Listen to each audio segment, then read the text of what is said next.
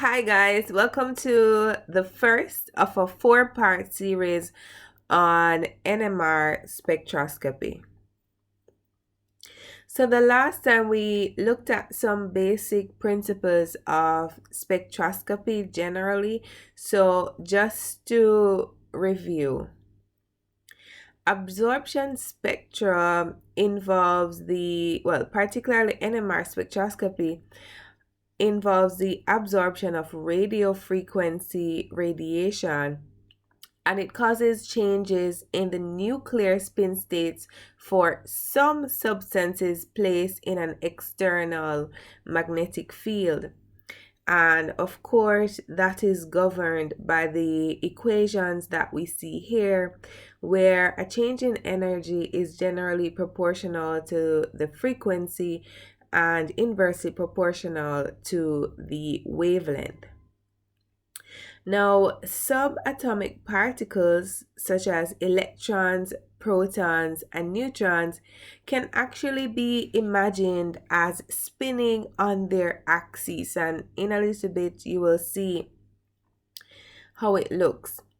In many atoms, such as carbon 12, these spins are paired against each other such that the nucleus of the atom has no overall spin. However, thankfully, some atoms, such as the proton and carbon 13 isotope, for those two, the nucleus does possess an overall spin, and we need that for NMR. The rules for determining the net spin of a nucleus are as follows. So firstly, if the number of neutrons and the number of protons are both even, then the nucleus has no spin. So that's the case for our carbon 12, right? Check it. If the number of neutrons plus the number of protons is odd, then the nucleus has a half integer spin, for example, a half, 1.5, etc. And the other rule, if the number of neutrons and the number of protons are both odd, then the nucleus has an integer spin, that is 1, 2, 3. So the discovery of NMR, and NMR means nuclear magnetic resonance spectroscopy. The discovery of this NMR came about when it was noticed that magnetic nuclei such as proton or phosphorus 31 were able to absorb radio frequency energy when placed in a magnetic field of a strength that was specific to the nucleus. So, upon absorption, the nuclei began to resonate, and different atoms within a molecule resonated at different frequencies. And this observation allowed a detailed analysis of the structure of a molecule. Since then, NMR has been applied to solid, liquids, gases, kinetic and structural studies, resulting in 6 Nobel Prizes being awarded in the field of NMR. Now, NMR is used widely, as was stated here, in structure elucidation. Following from our IR lecture last time, the IR will give us an idea of functional group. NMR can give us similar and even more detailed information when compared to the IR. So NMR, and let's just repeat what NMR means: nuclear magnetic resonance, measures the absorption of electromagnetic radiation in the radio frequency. That's approximately 4 to 900 megahertz. So the nuclei, instead of outer electrons, are involved in absorption process, and don't worry about it. We're going to show you in a little bit what we're talking about. So the nuclei, so the electrons play a part, but the nuclei we're speaking about specifically for NMR are involved in the absorption process. That's one. The sample needs to be placed in a magnetic field to cause different energy states, right?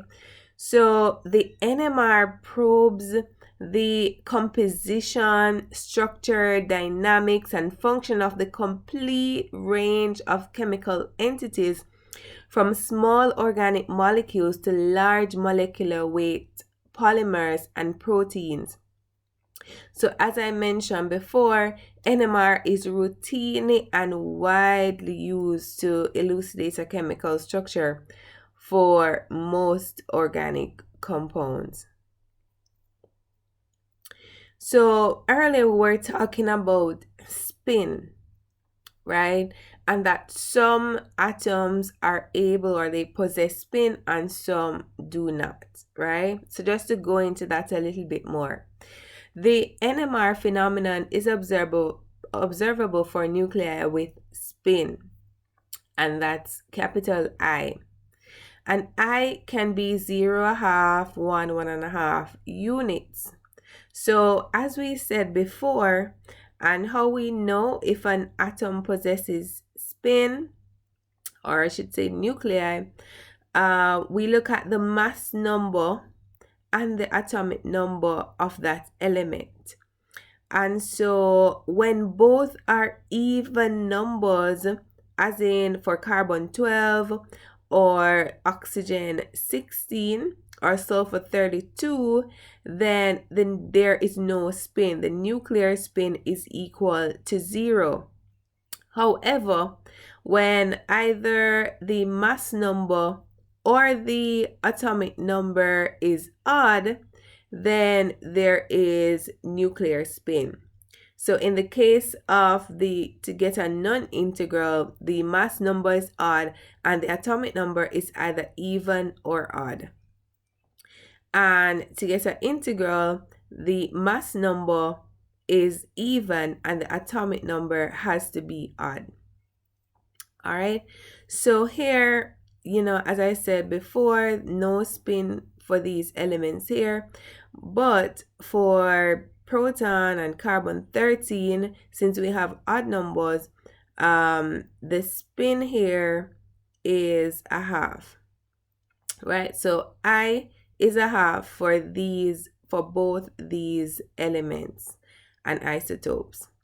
And these are the most important ones because we're doing organic chemistry here, and most molecules will have carbon and hydrogen. So that is why it is important for our study.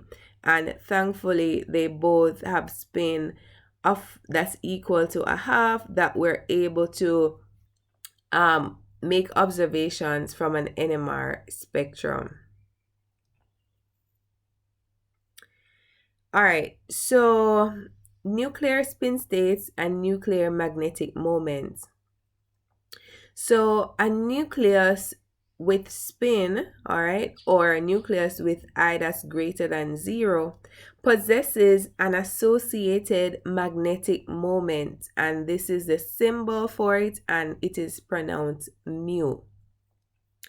Such nuclei may be regarded as spinning charged particles with associated magnetic moments. And this is the equation for the magnetic moment. And it's equal to the magnetogyric ratio or the diamagnetic ratio, that's gamma here, multiplied by the spin, and then that is multiplied by a constant, which is Planck's constant divided by 2 pi. So all of this is a constant, right? So in an external magnetic field, there are 2I plus 1 possible orientations for a nucleus with spin I. And as we mentioned already, that I is equal to 1/2 for the two isotopes that we are interested in. So therefore, if we plug a half into this equation, a half times 2 gives us 1, 1 plus 1 is equal to 2. There are two possible orientations described by the magnetic quantum number M1. So the number of possible orientations, as we said, plugging in half in this equation equal to two possible orientations. So in the presence of an external magnetic field, we will have some states in the lower energy, some nuclei in the lower energy state and other in the higher energy state. So what we're looking at here is the orientation of nuclear magnetic spins in a magnetic field B. So this is a magnetic field B. Energy of interaction between the magnetic moment and the magnetic field B is covered here, right? So here we have the constant. Here is Planck's constant divided by 2 pi, right? So the energy of the interaction between the magnetic moment and B is equal to this equation here. So we have the gyromagnetic ratio, which is represented by gamma, the quantum number here, and the magnetic field strength, right? So two transitions are allowed in this system. So the alpha to beta, that's from the lower energy state to the higher energy state, that is from plus half to minus a half, and that is clearly an absorption of energy. And then the other transition that's allowed is from the higher energy state to the lower energy state, that is from beta to alpha, and clearly that must involve some loss of energy, so it's induced emission. All right, so a nucleus with magnetic moment mu placed in a magnetic field designated by the symbol here describes the path shown. Right, so we see a precisional motion at top or gig. So that is the motion there, right? So here we have the angle theta and we have the magnetic moment. So it's basically precessing, right? So this precisional motion, top or gig, equilibrium, precisional frequency, Larmor frequency, in which the frequency of, or the precisional frequency is captured by this equation here, which is therefore related to the magnetogyric ratio and the field strength. So we can see here that we have a spinning nucleus in the presence of an applied magnetic field. It precesses about an orbit. So in NMR spectroscopy, it is the absorption of electromagnetic radiation in the radio frequency range which is studied. That is the transition from the lower to the higher spin states from alpha to beta, as is captured by this equation here. Nuclei revert to the lower spin state via radiation-less processes called relaxation, and it's called spin lattice relaxation or spin relaxation. So let's take a second to add a visual to everything that we have just said. If we were able to look inside an atom, we'd see a dense and positively charged nucleus. It is the nucleus that NMR spectroscopy detects and gives us a lot of information about the overall structure of the molecule. Here's how it works. Ordinarily, nuclei are oriented randomly, but if we place a sample of a chemical compound in a strong magnetic field at the heart of the NMR instrument, the nuclei line up, like a compass needle aligning in a magnetic field, and start to precess, like a spinning top as it spins on a table. By convention, the magnetic field, designated B0, is oriented along the z-axis. Different nuclei have different spins, and the ones with spin 1/2 can exist in one of two possible spin states. These include the following atomic isotopes. The hydrogen nucleus, usually referred to as simply the proton, is present in almost all organic compounds and is the one most frequently analyzed by NMR. The precession frequency, or Larmor frequency, is given by the following equation and is dependent on the strength of the magnetic field and the gyromagnetic ratio, which is a constant for a given isotope. If we apply now a short radio frequency pulse, or RF pulse, at right angles to B0, the nuclei will flip down to the XY plane in unison and continue to precess. Let's represent the average magnetic moment of a set of nuclei by this sphere.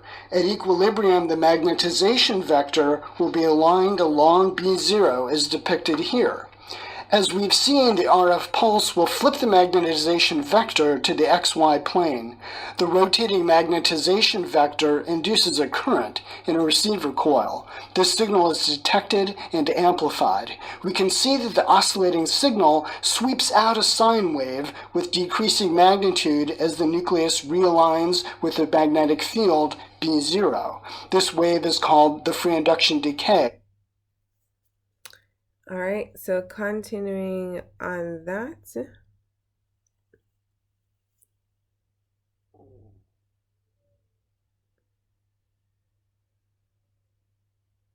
Nuclear magnetic resonance is a technique that uses magnetic fields and electromagnetic frequencies to study molecular structures. For high magnetic fields, superconducting magnets are used. Lower fields can be generated by permanent or electromagnets. Samples are inserted in the center of the magnet and are positioned in the NMR probe. So the sample is located at the position of the strongest field and highest homogeneity of the magnet. The NMR probe consists of coils that are used to excite the sample and record signal responses at radio frequency. The basis of NMR is that nuclei behave like microscopic magnets in a magnetic field. They spin around the main magnetic field just like a spinning top. This motion is called precession. The frequency of the precession is proportional to magnetic field strength. Additional local field differences are introduced by changing electron densities in a molecule.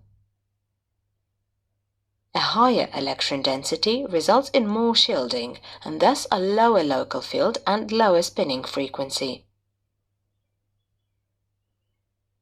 In NMR, the frequency of the excited nuclear spins can be measured from the electric current they induce in the coil. Fourier transformation of the time domain signals results in the frequency spectrum, with a signal for each different nucleus. The different frequencies we call chemical shifts, as they depend on the chemical structure of the nuclei. In practice, spectra are measured for all hydrogen nuclei at once, which results in the ethanol spectrum with 3 different peaks at different chemical shifts. Since nuclear spins behave like magnets, they also influence their neighbors. One way this happens is through shared electrons in the chemical bonds in the molecule. We call this J-coupling. Each spin can have 2 states, along the magnetic field or against the magnetic field.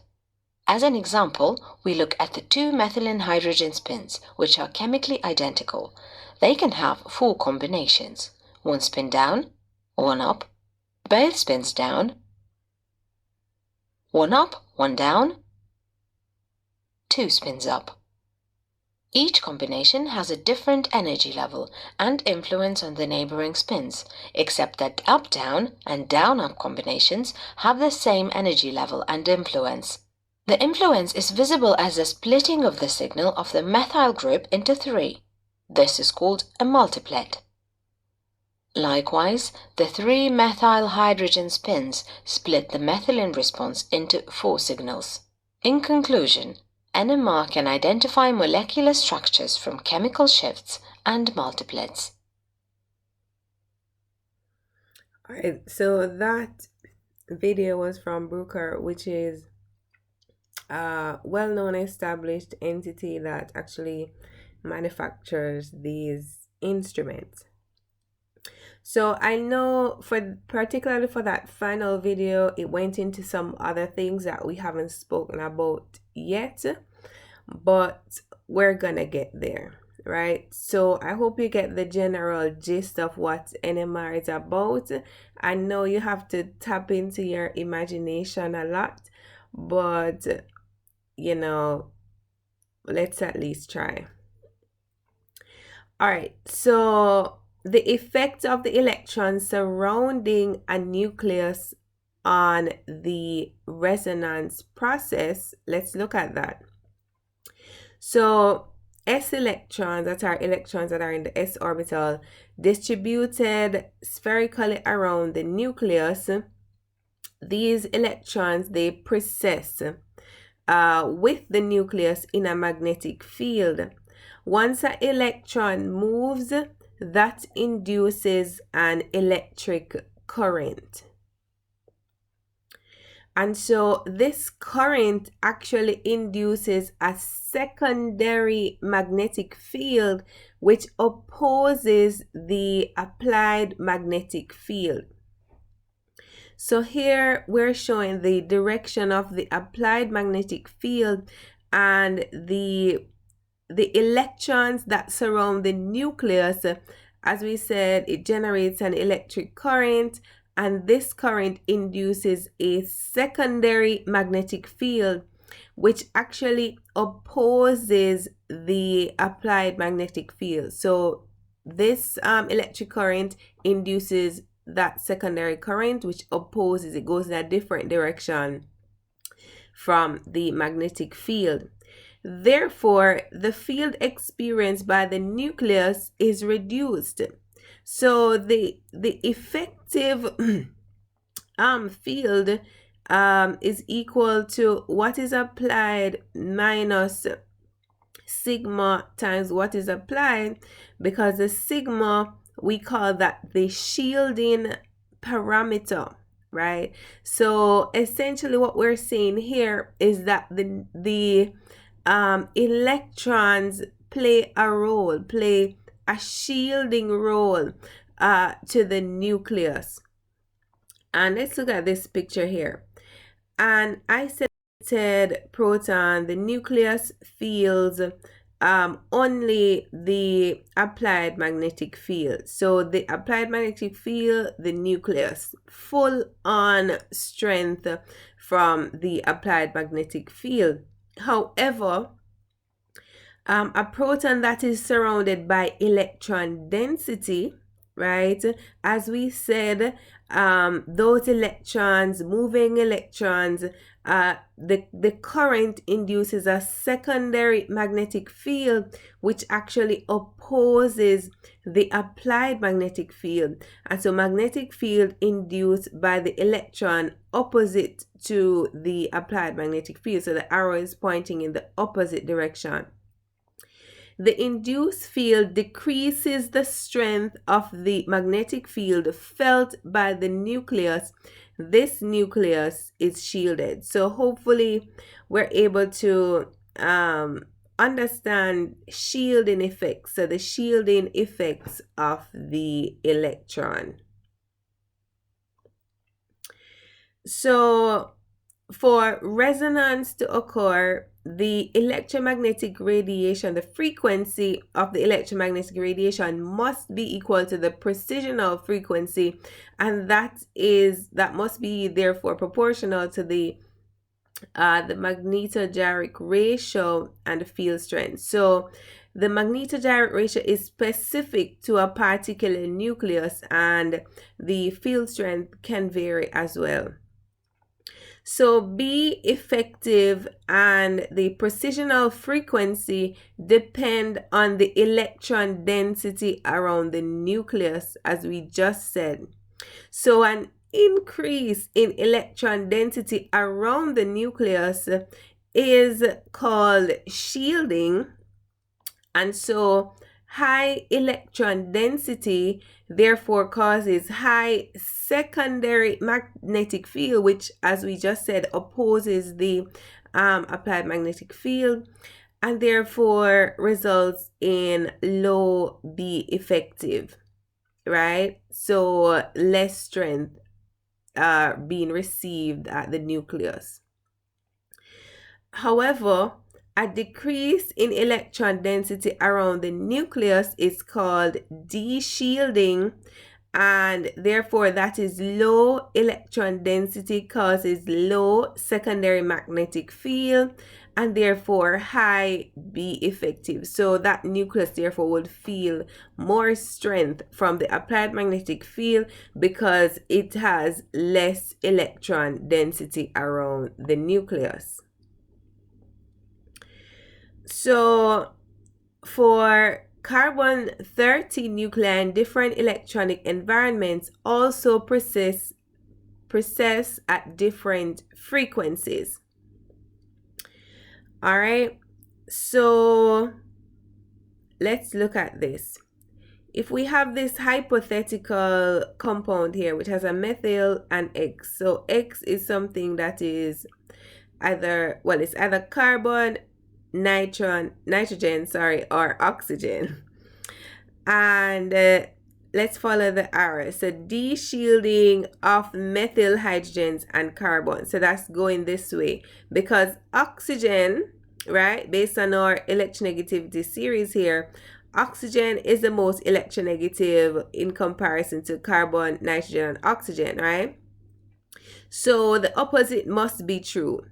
There would therefore be more shielding of the methyl hydrogens and carbons occurring in this direction. So the shielding would occur more here because the oxygen is more electronegative. It will pull electrons more to itself, causing a de-shielding effect on the methyl hydrogens, as opposed to the carbon that is not as, or wouldn't even call it very electronegative, even though, you know, it's a continuum. So it wouldn't pull electrons as much to itself, right? So therefore the electrons would be more surrounding or more in close proximity to those protons, and therefore would cause that, you know, going back to this that we're saying, would cause shielding. It would cause high electron density, a high secondary magnetic field, and low B effective. So as we said, the precisional frequency is proportional to B effective, and for resonance in this context, the frequency of the electromagnetic radiation must be equal to the precisional frequency, and therefore would be equal to the magnetodirect ratio times the B effective. So to achieve resonance, either we keep the electromagnetic radiation, the frequency of that radiation constant, and vary the magnetic field until the precisional frequency is equal to the the frequency of the electromagnetic radiation, or we keep B constant and vary the frequency of the electromagnetic radiation until the precisional frequency is equal to the frequency of the electromagnetic radiation. So at the end of the day, this is what we want, and we can do either keep one constant and vary the other.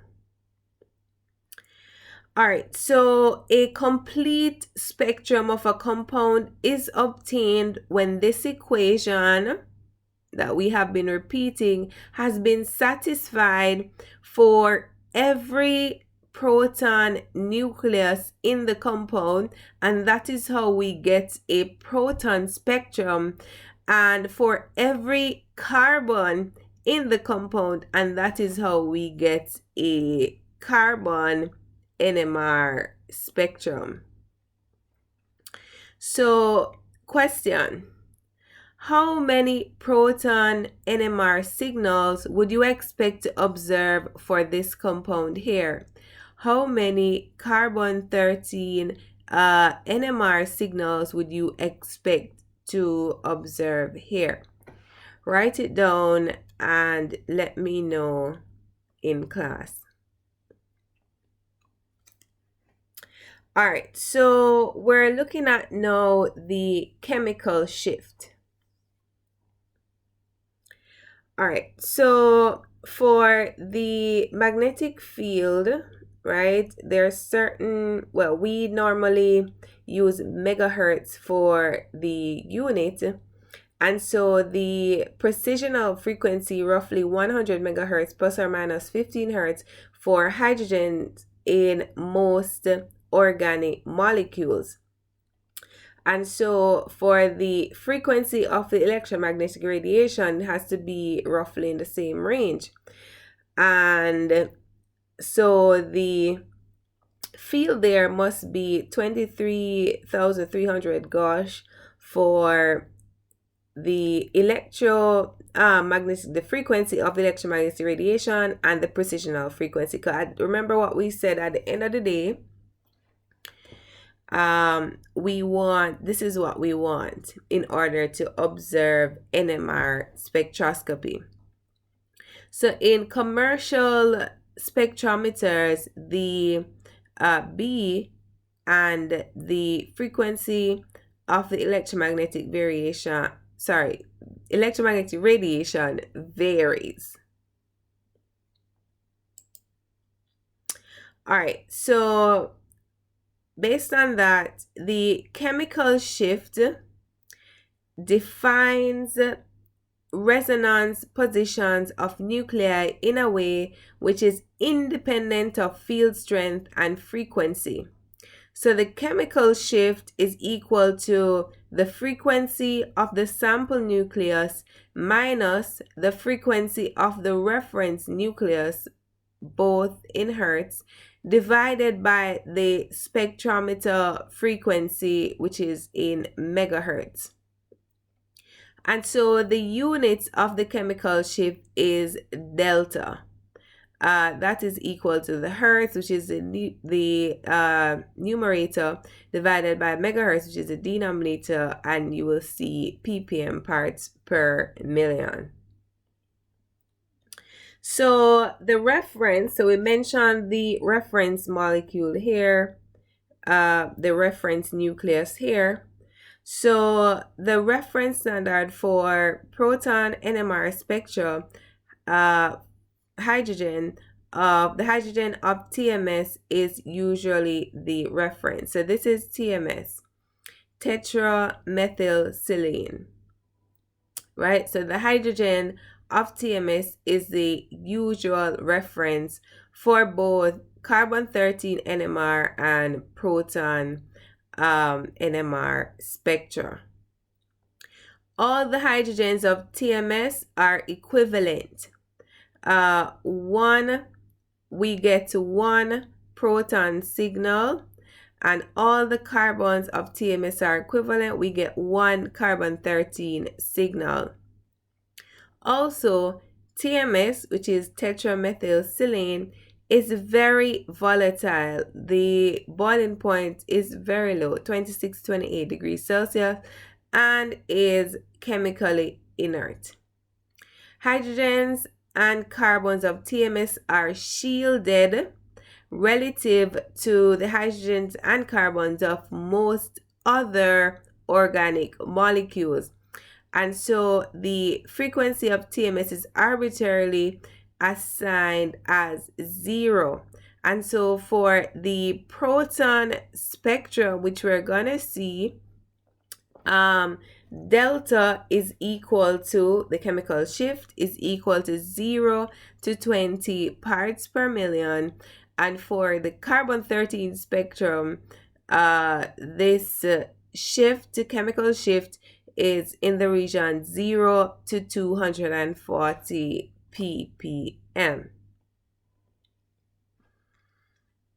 All right, so here we're seeing proton spectrum. So running a field sweep proton NMR spectrum of phenyl acetone, that's this compound here. So the frequency of the electromagnetic radiation is kept constant at 80 megahertz.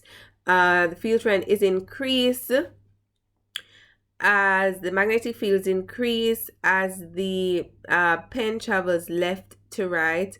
A peak is recorded as each magnetically distinct group of hydrogen comes into resonance. All right, so here, all right, we have to look at our hydrogen. So this is our reference compound. This is TMS at 0, right? And then from there, we can see that we have 3 different types of hydrogens, right? So one of them, methyl, all of these hydrogens would be equivalent. And then we have some hydrogens here, 2 hydrogens on this methylene, and both of them would be equivalent. And based on what we're seeing here, we have 1, 2, 3, 4, 5 hydrogens on the benzene ring, and we're seeing one peak at 7.2, and that is basically captured for these protons, right? So as we said, a peak is recorded as each magnetically distinct group of hydrogens comes into resonance, right? And so we have this group being one, this methylene being one group of hydrogen, and we have all of these 3 hydrogens being another group.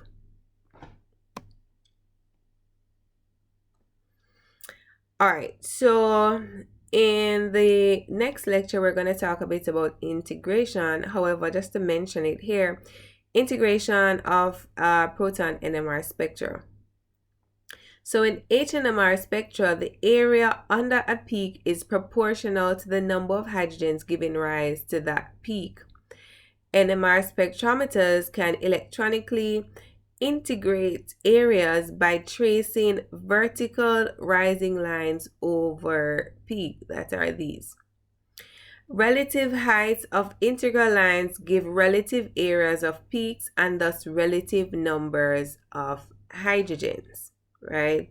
So as I mentioned, we're going to talk more about this in a little bit, but just to introduce you to the term integration and its area under the peak, and it gives us an idea of proportional. The area under the peak is proportional to the number of hydrogens giving rise to that peak. So just try to remember that. All right, so the effect of the chemical environment on the chemical shift. So we mentioned electronegativity and how oxygen causing de-shielding, and it goes, from de-shielding to shielding.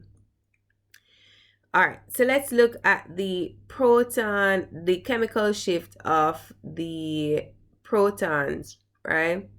So that is these methyls.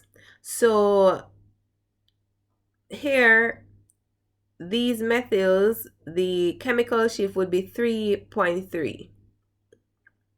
Chemical shift for these methyls would be 2.3, and the chemical shift for the methyl attached to a carbon is 0.9. So in a similar fashion, the chemical shift of the carbon of the methyl, that is this carbon, is 55.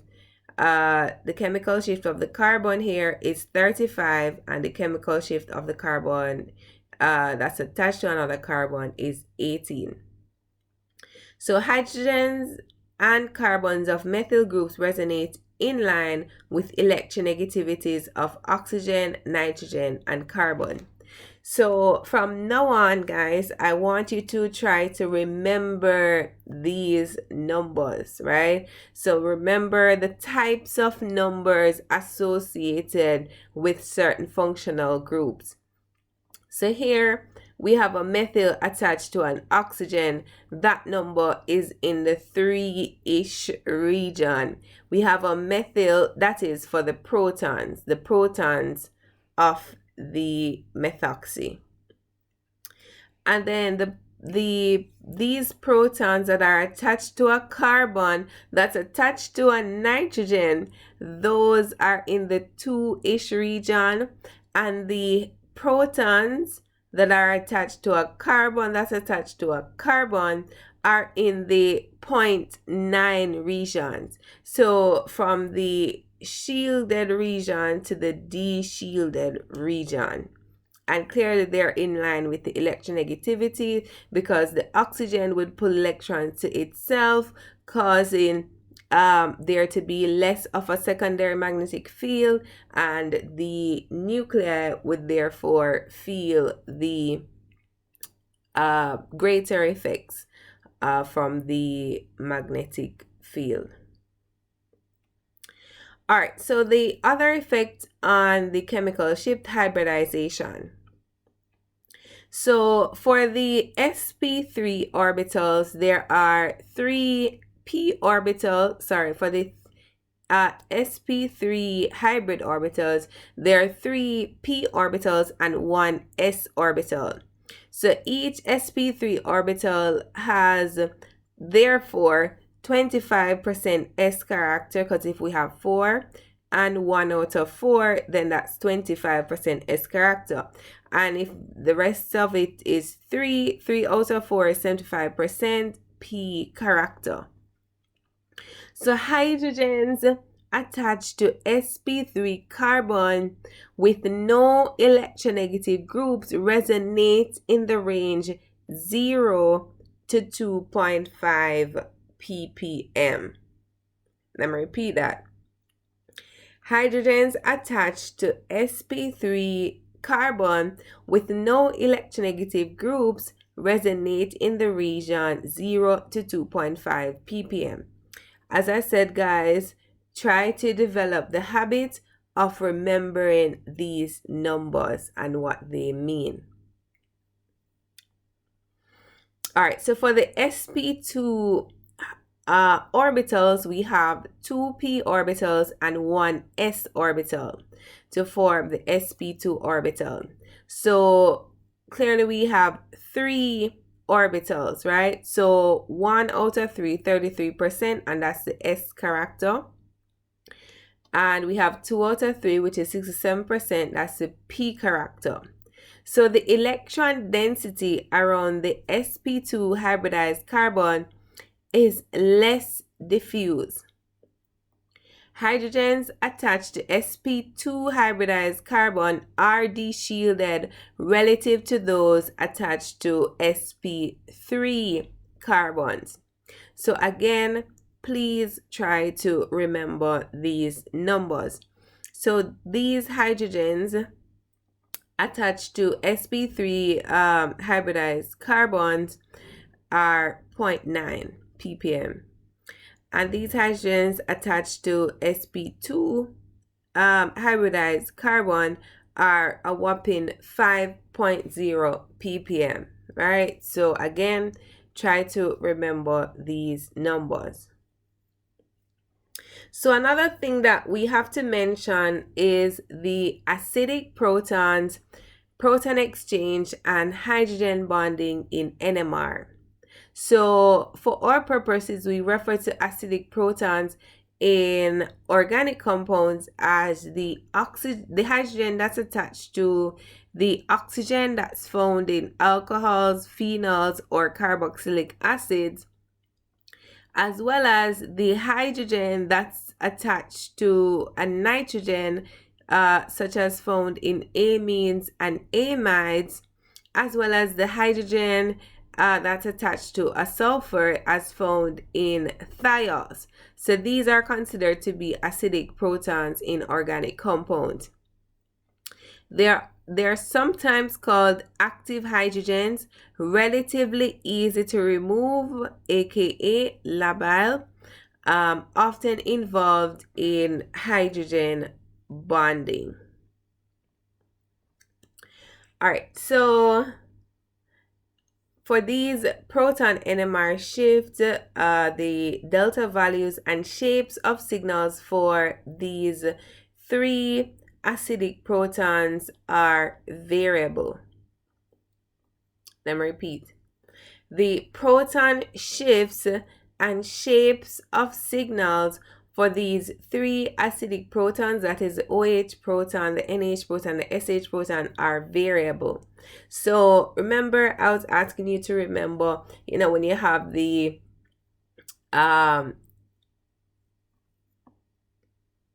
these types of protons, protons attached to sp3 carbons, they're 0.9, and protons attached to sp2 carbons, they are 5.0. And I said, please remember those values.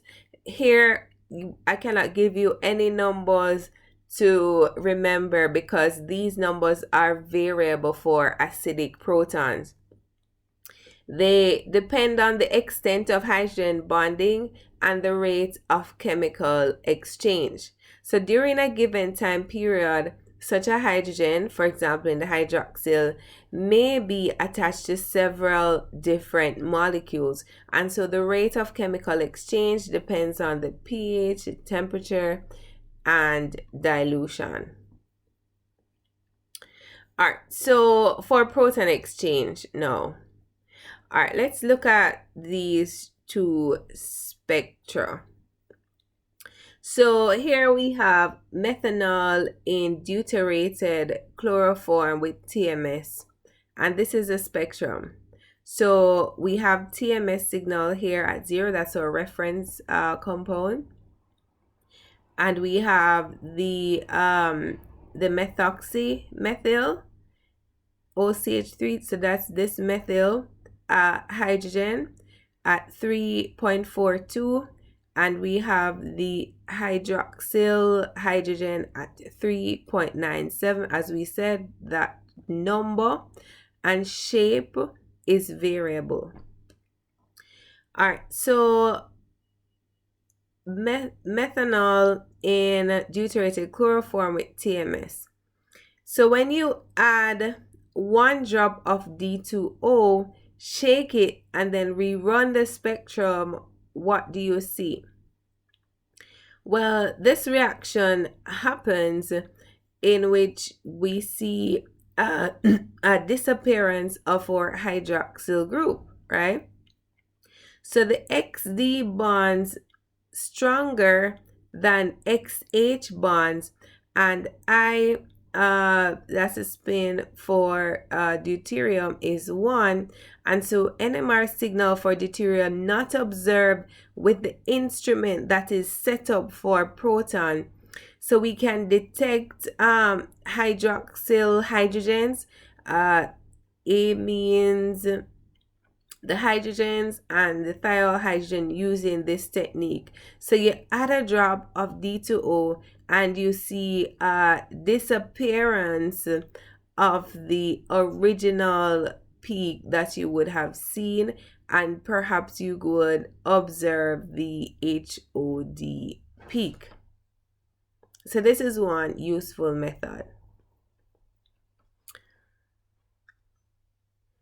All right, so on to hydrogen bonding in NMR. So we know what hydrogen bonding is. We have hydrogen that is bonded to something that is electronegative, such as oxygen, nitrogen, right? And then Y is also something that is electronegative. So X and Y are electronegative. Example, oxygen, nitrogen, or halogen. The interaction is electrostatic. Therefore, the charge is distributed thus, right?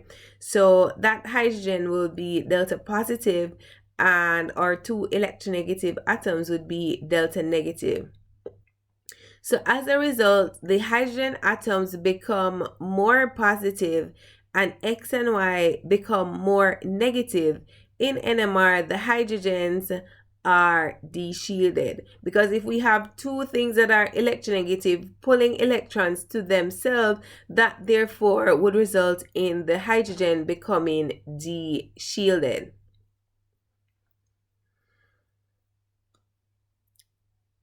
All right, so the extent and chemical shift of the XH depends on the temperature, concentration, and the solvent.